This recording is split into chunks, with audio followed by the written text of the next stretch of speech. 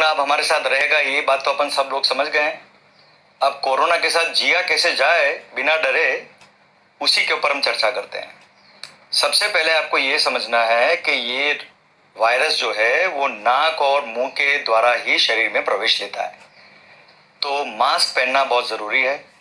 Mask ऐसा खरीदिए जिसके ऊपर एक बेसिकली एल्यूमिनियम की छोटी सी पट्टी हो, क्योंकि हमारे नाक अलग अलग हैं। किसी का खड़ा नाक है, किसी का चपटा नाक है, तो ऊपर से भी हवा जा सकती है, इसलिए वो एल्यूमिनियम की पट्टी को हम दबा देते हैं नाक के ऊपर, और वो मास्क बेसिकली नाक का शेप ले लेता है ताकि ऊपर से हवा नहीं जाती। डिस्पोजेबल मास्क यूज करना चाहिए ताकि शाम को उसे फेंक दिया जाए।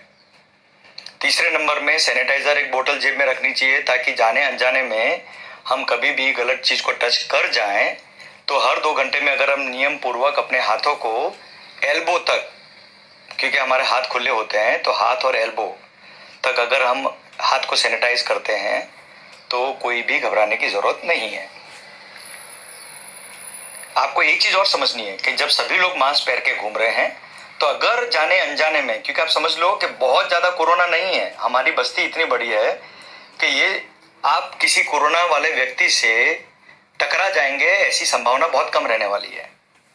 तो इसका मतलब ये हुआ कि आपको सिर्फ एक सोशल डिस्टेंसिंग मेंटेन करना है।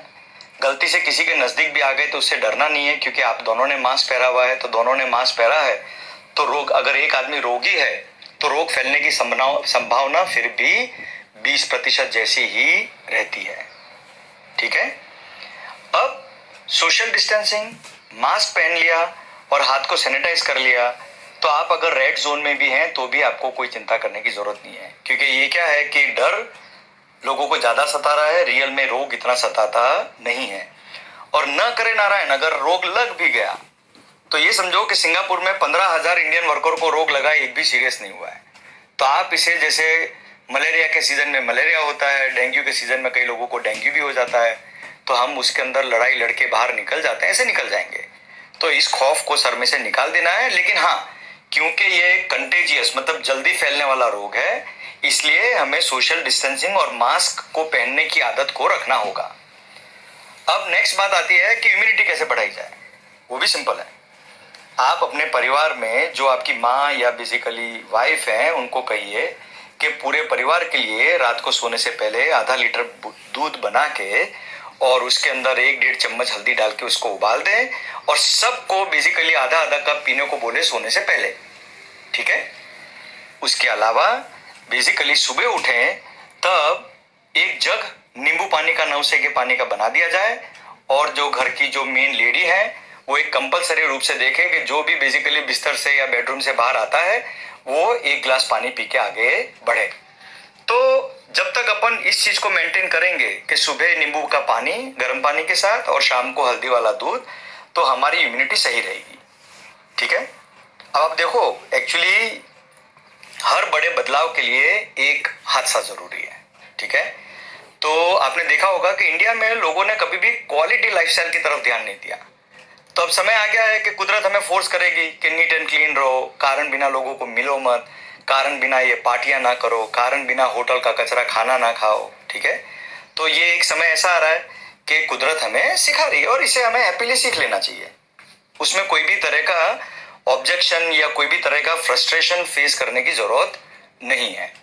ऐसा भी हो सकता है कि हर तरह का खाना पीना ना मिल पाए, कोई कहेगा सब्जी नहीं मिल रही, कोई बोलेगा कि मुझे सैलड नहीं मिल रहा, उसकी चिंता करने की जरूरत नहीं है। अगर आप मूंग चने की दाल और रोटी या मूंग चने का दाल और चावल 2 दफे खाते हो और सुबह एक हल्का सा दूध के साथ इवन ब्रेड का भी ब्रेकफास्ट करते हो, तो आपके शरीर को सब कुछ मिल जाएगा, आपको कुछ होने वाला नहीं है। क्योंकि ये समय कोई लाइफ टाइम रहने वाला नहीं। अगर 3 महीने या 2 महीने दाल चावल या दाल रोटी खा के, स्पेशली मूंग चने की दाल जिसमें सारे पौष्टिक आहार आ जाते हैं, तो क्या फर्क पड़ने वाला है? कुछ भी फर्क नहीं पड़ने वाला।